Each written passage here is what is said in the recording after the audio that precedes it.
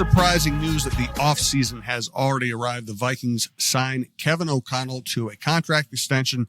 Some crazy coaching news around the league, including a former Vikings assistant coach getting yet another job. We'll talk about the NFC and AFC championship games. We'll get into some more Vikings intrigue here on the Viking Update Show. This is part of TalkNorth.com.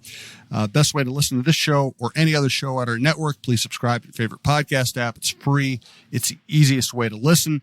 The Viking Update Show is presented to you by Giggly THC Beverages and OnX Hunt, and we're coming to you from the Aquarius Home Services Studios. Thanks also to Clamshell Beach Resort, Crazy Fresh, Twill in the Dining Galleria, Natrium, and we'll tell you all about those great sponsors later in the show. John Krawczynski is from The Athletic. I'm Jim Souhan from the Star Tribune and TalkNorth.com. We'll have some really cool announcements to make soon about the network, so keep tuning in. We'll have some live show opportunities you might be interested in. For today, John, the Vikings get Kevin O'Connell done. Unlike players, we don't get contract information immediately. It might leak out at some point, but it's a little more secretive because there's no NFLPA for the or agent network for coaches. But talking to Jeff Diamond on Jeff's show, he's guessing Kevin probably got something like 40 years, 40 to 50 million. Yeah, I mean, I think it's been, I don't know if it's been exactly reported, but it's certainly been floated out there a lot that Ben Johnson got like 13 million a year from the Bears. And so, I mean, if I'm Kevin O'Connell, and yes, Ben Johnson is a coveted coordinator and a hot name, but Kevin O'Connell's won a ton of games already. He's had two very, very, very successful regular seasons. Hasn't won in the playoffs yet, but certainly has built a reputation as a coach that players want to play for. Very good head coach. And I would have to imagine it's in that ballpark somewhere. I mean, that's just math and that's just economics. And so, given how quickly I would say that it got done after the Ben Johnson deal was done, I would imagine that, there was some sort of benchmark. Okay, Ben got this. I'm not saying Kevin got more or the same, but certainly I would imagine it's in that area. And the Vikings knew that they had to pay up to keep him because he was coveted out there. He would have had a job, in 1 second if he were to be available. And so everything got done, and it was all expected to get done. But yeah, I'm sure he is a much wealthier man today than he was last week. I did hear, late in the season that Kevin was definitely going to be taking a big swing, that he wasn't going to take any discounts, that he remembered the Wilfs not giving him the contract last year. They probably could have gotten him a lot cheaper. They decided to wait it out. I don't really blame them, but it ended up costing. So I don't think Kevin took a discount. No. And hey, I mean, that's what leverage is for, right? I mean, if you perform well, and you get that, you use it anytime that you can. And so, I don't begrudge him for that. I mean, especially, with coaches, there is no salary cap. It does not affect their ability to go out and sign other players and build a team. And so, Kevin got to a point that he did have the leverage and he could exert that. And also knowing that if it doesn't go well in a year or two, he'll be fired. And that's the cutthroat nature of this business. And so, I cannot begrudge, Kevin at all for exerting influence and leverage when he does have it, because you never know when it's going to be a case where he does not have that anymore. So get it while you can. No doubt about it. Kwesi, how quickly do you think Kwesi gets re-signed? It seems like, Jim, that the feeling is that that's coming. Yep.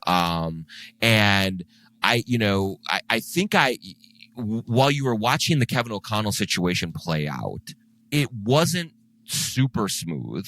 There was discussions about, possible trades and all those things. And, you started to wonder, hey, is Kevin trying to carve out a little bit more of a role? Is he trying to get more say in the roster or things like that? I don't have any knowledge. I can't report that. I just wonder about it. But after the O'Connell deal was done, it did seem like there was an expectation that, yep, it's, Kwesi is next and that will get taken care of. And so I anticipate that, that we will see some sort of announcement.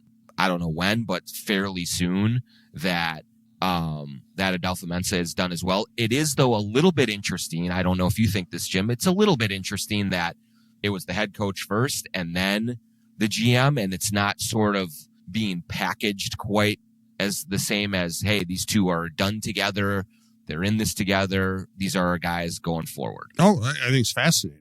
And I do think Kwesi will get done. And I don't think you whatever qualms we have about some of Kwesi's draft picks, you don't get rid of the general manager who just won 14 games with a roster that had obvious flaws going into the season and had a backup quarterback basically starting for you. So I think it will get done. I think it should get done. I do think it's fascinating that O'Connell got done very quickly, indicating that he got what he was asking for or very close to what he was asking for, and he was asking for a lot, and Kwesi hasn't gotten done yet because O'Connell has the stronger resume. Yes. And he has the more obvious strengths. So how do you pay the boss less, and how awkward is that in the building? And as you indicated, does it mean that Kevin has any more say? I mean, listen, everything we've heard publicly has been that these two guys are in lockstep. I know they've had dinner, they're close. Their families are close. They've had dinner together. I don't want to act like there's a problem there. I have no indication there's a problem there, but when you come down to massive amounts of money and contracts and power within an NFL organization, you do wonder if there's any awkwardness there. Yeah. And I do think that the way to characterize both of them and their approaches to the job could sort of lead to why this has played out the way that it has. First of all, and you kind of touched on it, Jim, is that like Kevin O'Connell is a coach, straightforward, like his approach to the game. It's all very, he certainly is inventive and creative in the things that he does offensively. I think he's fairly unique in the way that he relates to his players and gets them to buy in. But at the root of what he is a football coach. He was a former player. It's really straightforward. This is who you are. This is what I'm doing this job. Kwesi is more unique, like his approach to the job of being the general manager. I think he fancies himself as an outside the box type of a guy, and he operates that way. And so in the insular football world, I would say that you could say that Kwesi is a little bit more of a disruptor, is a little bit more of a unique dude. And so are there things that need to be worked out there, or certainly just need to be discussed and kind of worked through differently? Probably, just because of his approach to the job, whereas what Kevin O'Connell's approach to his job is just, it's much easier and cleaner to do it. Like, Kwesi wants to be, he wants to be doing things differently than others do it.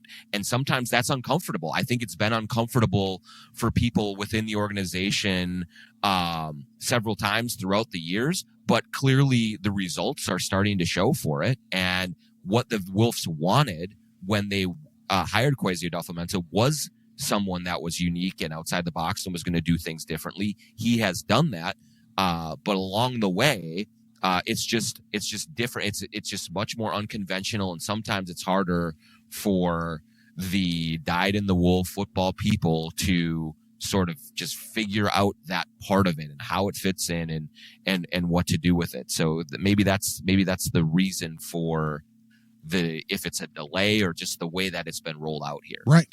And, the other thing is, from what I've heard, and this is not the realm of fact, this is the realm of kind of informed hearsay, I guess, lack of a better term. Listen, when it came to time to pick a quarterback, you really got the sense that O'Connell's going to be the main voice in that decision, getting McCarthy. Then you talk about defensive free agents. You heard that Flores had a large voice in saying, hey, I want Van Ginkel, I want Grenard, I want Cashman. So, it feels like Kwesi's job more and more is to just kind of make everything work that his experts tell him should work. The one area he's had really primary control over is the draft, and the draft is what has been really the main problem for the state. And it's not they haven't done anything well. Addison was a good pick, obviously. 2 years from now, we might be saying, my God, that first round, you get J.J. McCarthy, you get Dallas Turner, and they're both stars. That could wipe out any other qualms you've had about any other draft picks. But to date, all we have to talk about is the body of work, and that first draft was bad, and the second draft hasn't been particularly productive. And so I can see why the Wilfs would say, hey, Kwesi, we love you, but we're not giving you a 5-year deal. We got to see more. Mm-hmm.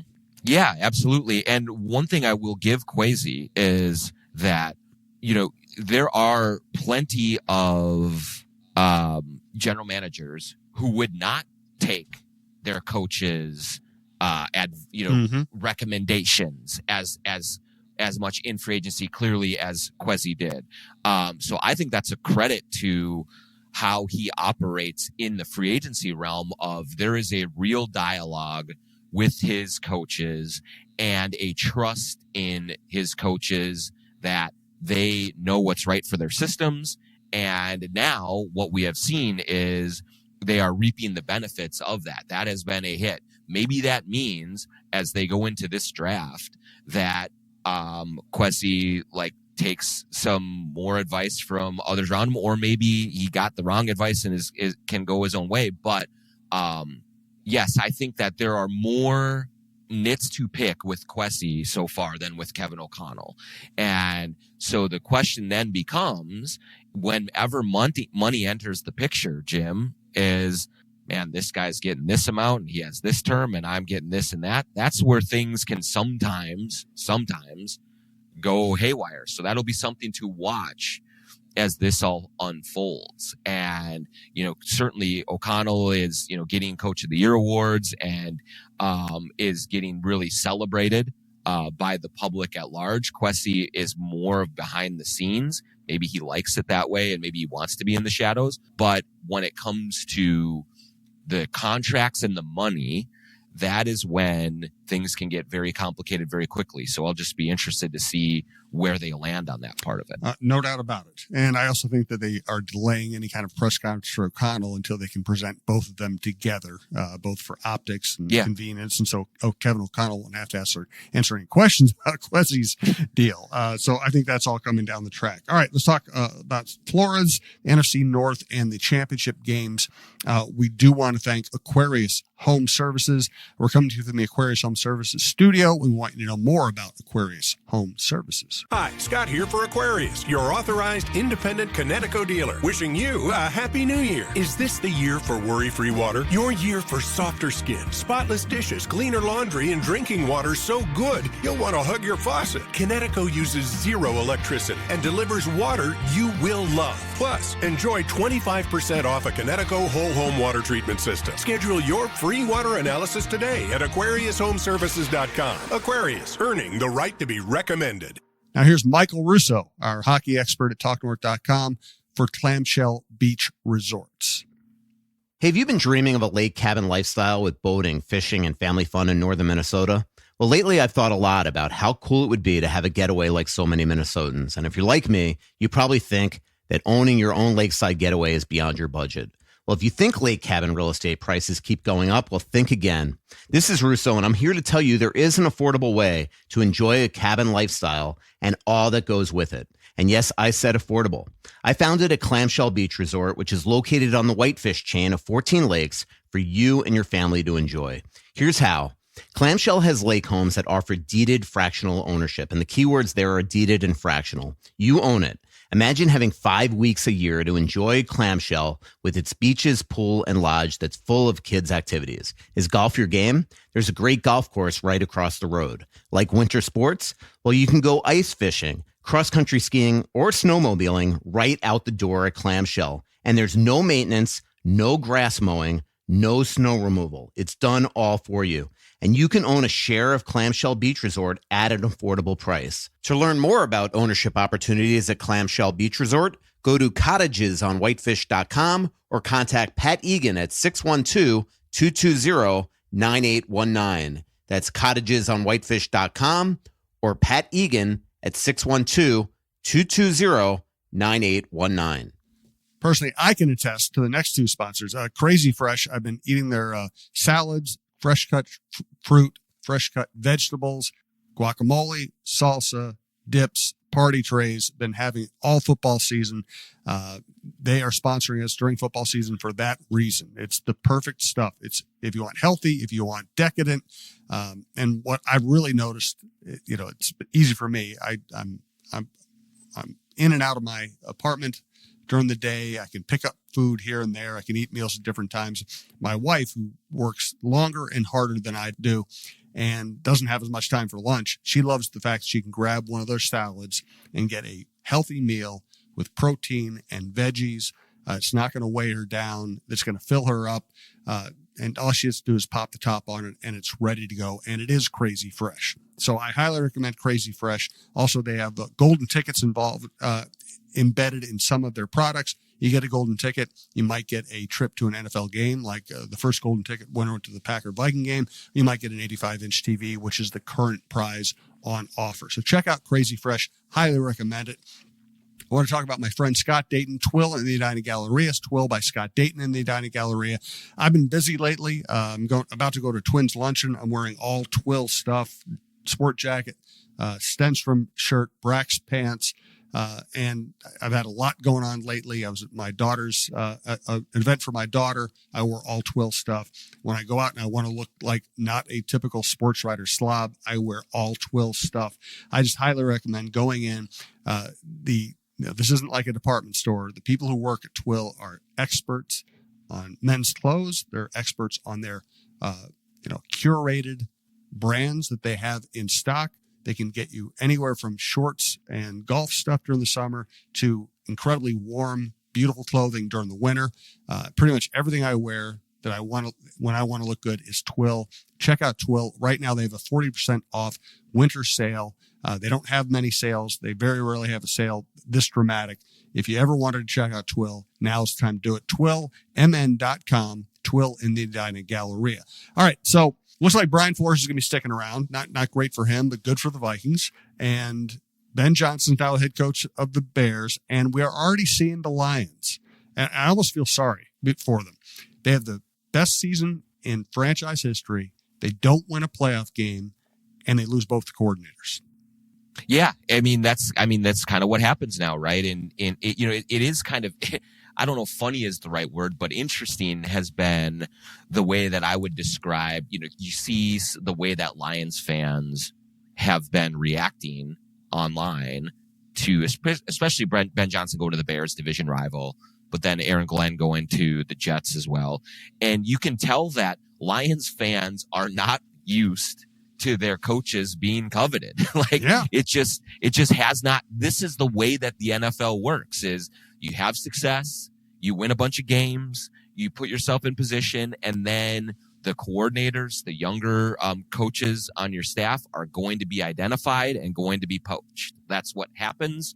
Ask Sean McVay about it. Ask Shanahan about it. Ask all these coaches who have, Bill Belichick and everyone who has been in the league and had any kind of success. This is what happens. So it is a new challenge for Dan Campbell to now go out and find coaches who can replicate that success, especially offensively, I think, Jim, with what Ben Johnson was able to do with Jared Goff.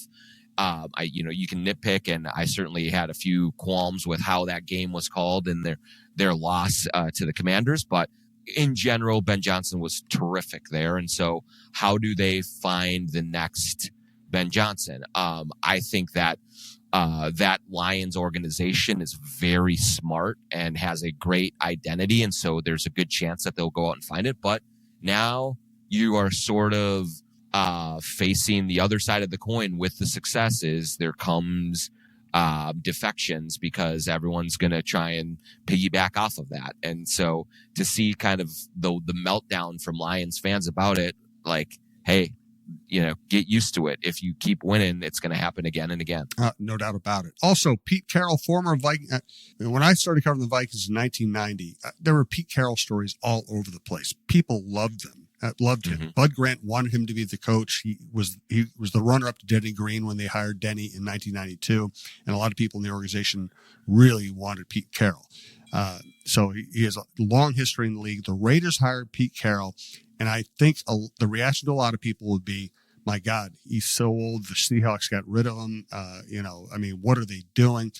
If you have a bad organization, and the Raiders have a bad organization, and you want to get on the right track, I'm guessing Pete Carroll will push you in the right direction.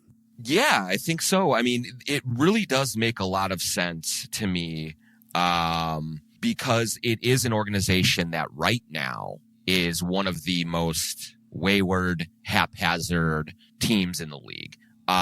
They don't have a quarterback. They have hired and fired coaches like mad over the last several years.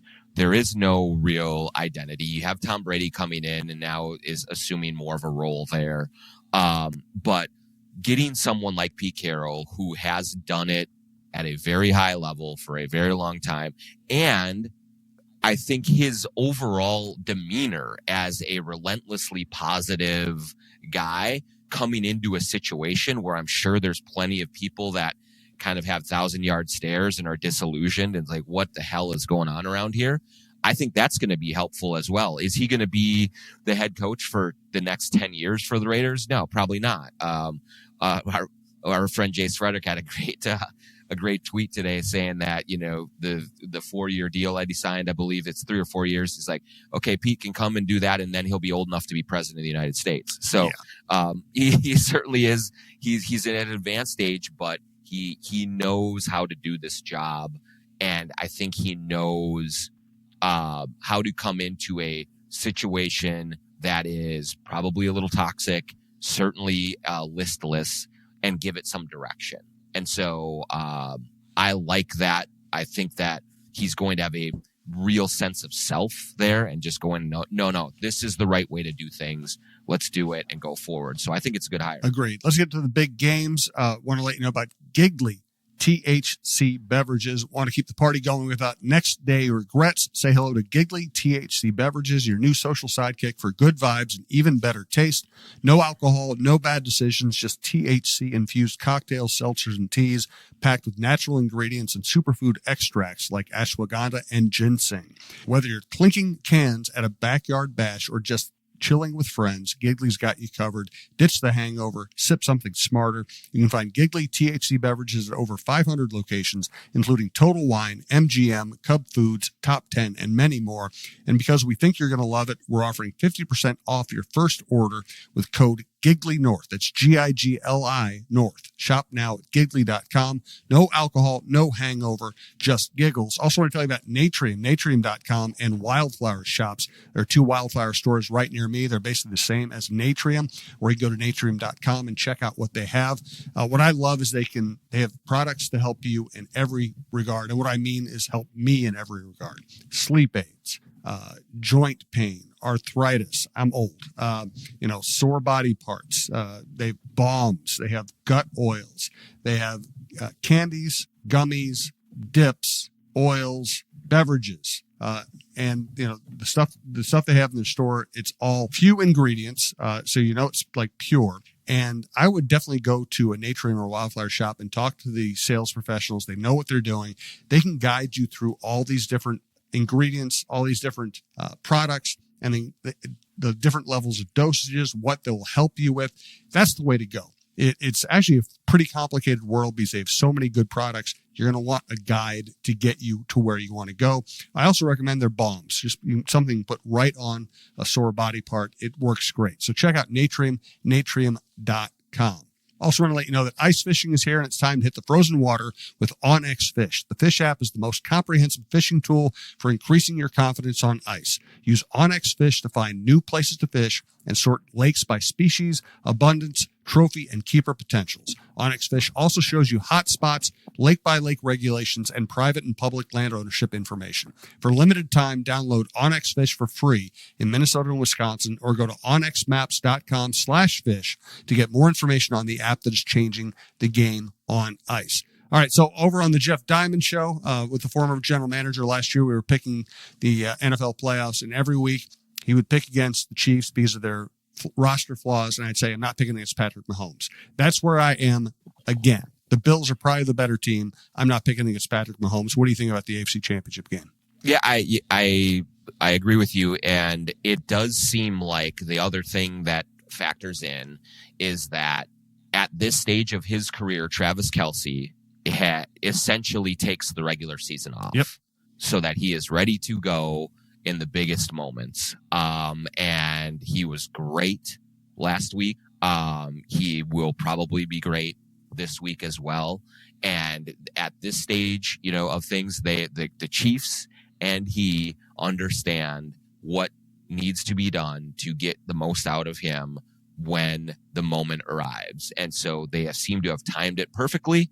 And so you have to like that. The other thing that is amazing is, we look at the Bills and we say, yeah, maybe they are the better team. But at the same time, like, Kansas City was 15-1 in the regular season. Like, they just win. They just win games. And they just, even when you don't think they are at their best, they find a way to win. So until you see the king taken off the throne, he is still the king. And so I just can't in good conscience say, nope. Yeah, that the Buffalo Bills are going to go into Kansas City and win. I kind of hope so, Jim. I hope we see it, because I'd like to see a little bit of fresh blood in the Super Bowl, even though it would be cool to see a chance at history for the three-peat. But I just think that, I think it's Kansas City, and I think they'll find a way like they always seem to do. And I want to see Kansas City win a third straight. It's never been done before, and I love the way they do it. I love that they do it with intelligence. There's just no smarter organization and no smarter team in game between Reed, Mahomes, Kelce, Chris Jones, and Steve Spagnuolo. They just figure out a way to beat you, and I love that. I love the mental part of the game. Yeah, they are incredibly well prepared every time, and like there seems to be a let's see, it's going to sound crazy, but there's a humility about them in terms of they will do whatever it takes to win. Mm-hmm. If it means that this week Mahomes is throwing the ball 45 times and racking up a bunch of touchdowns and you're winning a shootout, they'll do it that way. If it means that, this is the game to win 17-13 and to just grind it and long drives with short passes and good running and play a defensive game, then you win it that way. You win on field goals, you win it that way. It's like there is no sort of there's no dogma with them. It's not like we have to win it this way because this is who we are. It's no, we're going to go and, hey, if we're going to turn the ball over a bunch of times, we're still going to find a way to win. If we're going to play a team that wants to run it all the time, this is what we're going to do. Like they are very flexible with their approaches, and they are willing to say, hey, this is not working today, so we're going to go another way. I think that, Kevin O'Connell could learn a little bit from that, and from that approach, and be a little bit more willing to adapt and adjust within the game and go that way. But the Chiefs are unparalleled right now in being able to do that. The other game is fascinating to me because the Eagles are probably better at every position on the field other than quarterback and maybe head coach and offensive coordinator. And yet I just have this weird feeling that the Commanders are going to win it. With Jalen Hurts being banged up, the Eagles passing game not being very good right now, and the way Jaden Daniels wins games late. If I had my own money to bet, I probably wouldn't bet on this game, but just as a hunch, going with picks, nothing on the line. I'm going to take the Commanders because I think they're a smarter team, and I think they're a better passing team. Yeah, I think that Philadelphia is more talented top to bottom, than the Commanders. Clearly, Saquon has been unbelievable all season long and in the playoffs, and maybe that will be enough for them. But I'll still remember I had this conversation with Kevin Stefanski before, right after a Vikings training camp practice way back in the day, and he said, John, what are the two most important positions in football? And he said head coach and quarterback. Mm-hmm. And so if you do have edges there, that means you have a chance. And the one thing about Jaden Daniels is that he's going to go into Philadelphia and not be intimidated one bit. I don't think he's going to be rattled. I don't think he's going to be able to be knocked off his game that way. If the Eagles win, I think it will have to be an honest victory. I don't see, could be wrong, but I don't see Daniels having some sort of rookie meltdown where he throws 3 picks, makes really stupid mistakes, and the Eagles run away with it that way. I think they're going to have to win a closely contested game. I hope the Commanders win. I just personal preference. Me too. It's so much more refreshing to be able to root for a team that's not owned by Dan Snyder. So that's awesome too. Also, it's good to root against the worst fans in sports. 100%. Yes, exactly. And so I hope that that's the way that it does play out. And so if I'm picking with my heart here and not with my brain, and saying Commanders too, because there does seem to be a little bit of magic that Daniels has found lately. They go in with a high amount of belief. And it's really cool to have a division matchup here in the NFC title game. There will be a lot of animus, a lot of rivalry there, and it should be super compelling. Yeah, I can't wait to watch it. Final thought on the Vikings. Do you look at this team as one that is going to have trouble replicating what they did last year, or is a team that is on the rise? I do think they're a team on the rise, Jim. Now, I will say, after seeing what Philadelphia did to the Rams, I have a little bit more of my feelings about this team are a little bit more muted in terms of the success they had. I think it was a great season, phenomenal season, unexpected, super fun, all of that stuff. But, it just kind of the way that it ended, it was a buzzkill for sure. That said, where Kwesi so far has been pretty good is in free agency. They have a bunch of money to spend. I think they'll figure out the quarterback thing one way or the other without much of a problem, and they will go out and spend that money and get the right players to be able to significantly upgrade some of their weaknesses. And so they will, I think, be very aggressive in doing that, and be able to go into next season and into training camp saying our roster is better than it was last season, and our coaching staff is one of the best in the league. And so that combination, to me, Jim, feels like a team that will go in with more wind at its back than with the first season of KOC, where you looked at him there was some flukiness in some of those wins. What's going to happen here? I think that this team has a lot of resources available to it to make an improvement from this year. Good stuff, John. Everybody who likes this show, please check out the John Krawczynski Show. It's John's show on the Timberwolves and the NBA at TalkNorth.com. Check out our full lineup at TalkNorth.com. We'll talk to you next week.